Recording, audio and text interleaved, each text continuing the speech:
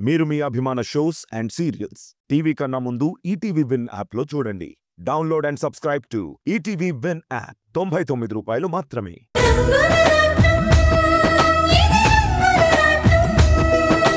సూర్యం తాతయ్య ఫోన్ చేశారు, రండి.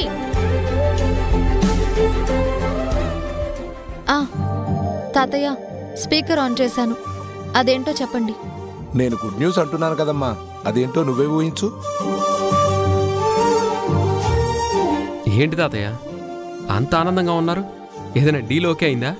అవునయ్యా, పెద్ద డీలే, పెళ్లి డీలు. పెళ్లి డీల్ ఓకే అవ్వడం ఏంటి తాతయ్య? ఎవరికి పెళ్లి? అదేంటమ్మా అలా అడుగుతున్నావు? మన ఇంట్లో పెళ్లి కావాల్సిన వాళ్ళు ఎవరున్నారు? మన వర్షాయే కదా, తనకే పెళ్లి సెటిల్ అయింది.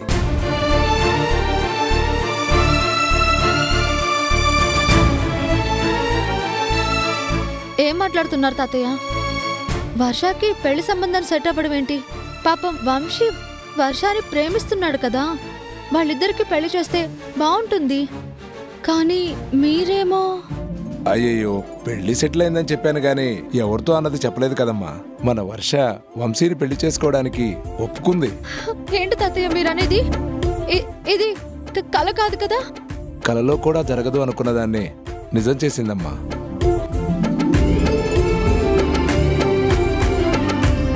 వర్ష ఇప్పటికిప్పుడు పెళ్లికి ఎలా ఒప్పుకుంది?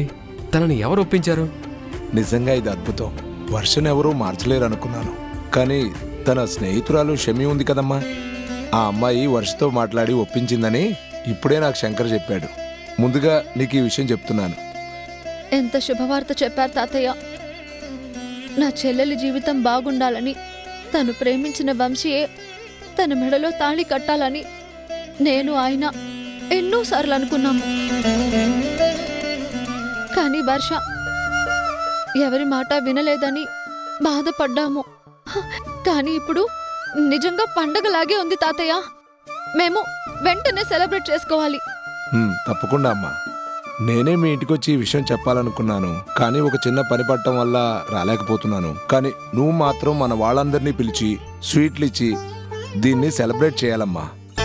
అలాగే తాతయ్య. ఉంటాను. ఉండమ్మా. ఏమండి? చెప్పురాని. సంతోషంగా ఉంది.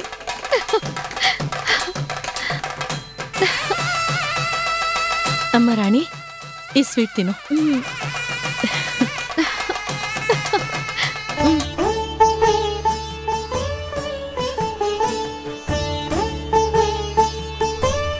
అమ్మా, చెల్లి పెళ్లి కొప్పుకుందమ్మా. తొందరలోనే పెళ్లి బాజాలు మోగుతాయి. వర్ష జీవితం చాలా బాగుంటుంది. అవునమ్మా, నిజంగా ఇది మనందరికీ ఒక పెద్ద పండగమ్మా. తన జీవితం ఏమవుతుందో అని నువ్వు ఎంతగానో బెంగ పెట్టుకున్నావు. ఇన్నాళ్లకి ఆ భగవంతుడు కరుణించాడు. ప్రేమించిన వంశీని పెళ్లి చేసుకోవడానికి తను ఒప్పుకుంది కాబట్టి ఇంకా వర్ష గురించి మనం ఆలోచించక్కర్లేదమ్మా. తను జీవితాంతం సంతోషంగా ఉంటుంది.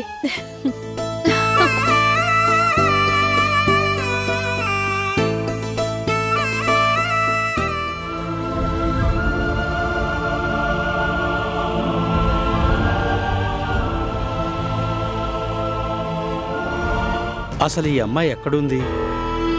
ఇంతవరకు ఇంటికి రాకపోవడం ఏంటి? తను వచ్చేస్తానని చెప్పింది కదా, రాలేదు. ఫోన్ కూడా రీచ్ అవడం లేదు. ఇప్పుడు ఏం చేయాలి?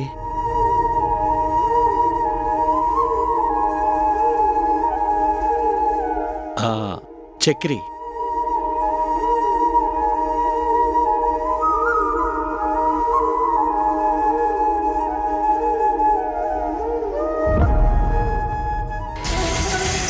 చెప్పరా గంగాధర్, ఏంటి ఫోన్ చేశావు?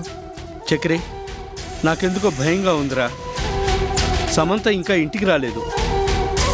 ఫోన్కి ట్రై చేస్తుంటే తన ఫోన్ కూడా కలవడం లేదు. అదేంట్రా, వంశీ వాళ్ళు వచ్చేశారు కదా, వాళ్ళని అడిగితే తనకు పనుంది వెళ్తానని చెప్పి మధ్యలోనే దిగి వెళ్ళిపోయిందని చెప్పారు. ఇంటికొస్తే తన గురించి తెలుస్తుందని రాలేదేమో అనుకున్నాను. కానీ అక్కడికి రాకపోవడం ఏంటి? అదేరా నాకు టెన్షన్గా ఉంది. పాపం చాలా మంచి అమ్మాయి. తన వాళ్ళ కోసం తను ఎంతో తపన పడుతుంది. అలాంటి అమ్మాయి ఇంటికి ఇంకా రాలేదు అంటే నాకు చాలా భయంగా ఉంది చక్రి. ఏం చేయాలో కూడా అర్థం కావడం లేదు.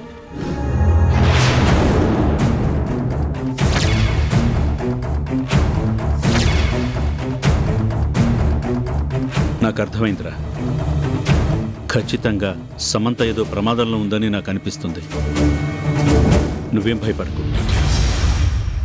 తనని ఎలాగైనా రక్షించి తీసుకొస్తాను. నువ్వు టెన్షన్ పడకు. ఉంటాను.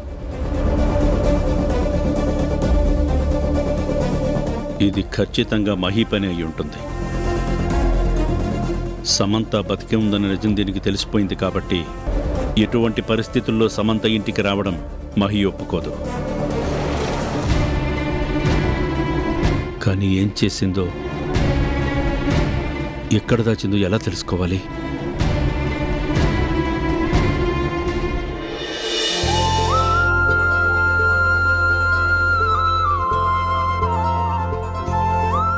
నాకు నిజంగా చాలా ఆశ్చర్యంగా ఉందమ్మా.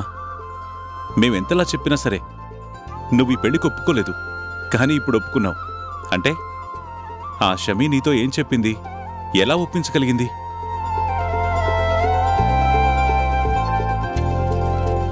వర్ష ఈ పెళ్లికి ఒప్పుకోవడానికి కారకురాలు షమీ కాదండి, సమంత.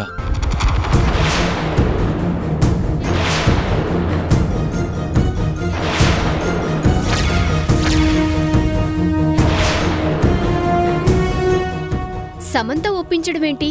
తను చనిపోయి చాలా రోజులైంది కదా. అవును తాతయ్య, అక్క మన నుంచి దూరం అయిపోయినా నా జీవితాన్ని నిలబెట్టడం కోసం తను ఒక వీడియో చేసింది. ఆ వీడియోని షమీ నాకు చూపించింది. అందులో అక్క మాటలు విన్నాక తన నిర్ణయాన్ని నేను కాదనకూడదని పెళ్లి కొప్పుకున్నాను. ఏంటమ్మా నువ్వు మాట్లాడేది? సమంత వీడియో చేసిందా? ఏంటా వీడియో?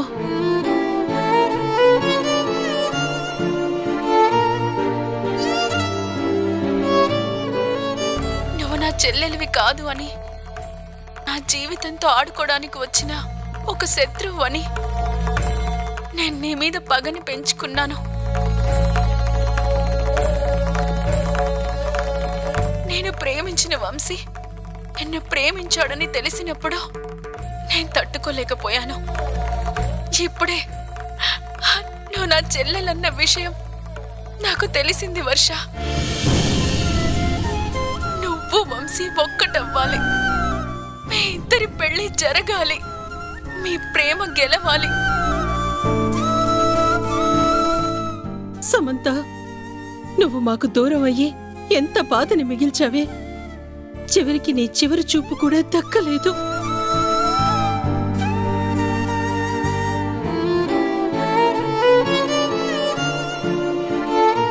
మేమంతరం గుండెలు అవిసేలా ఏడ్చాము. మళ్ళీ మా కంటికి నువ్విలా కనిపించావా? నిన్ను కళ్ళలో పెట్టుకుని పెంచుకున్నాను. నీ కంట్లో ఎప్పుడూ కన్నీరు చూడకూడదు అనుకున్నాను.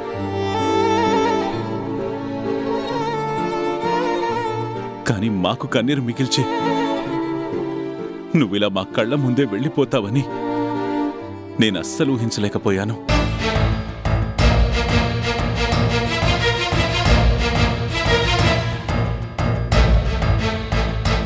ఏంటి ఆ ఫోన్ అందరూ అలా చూస్తున్నారు?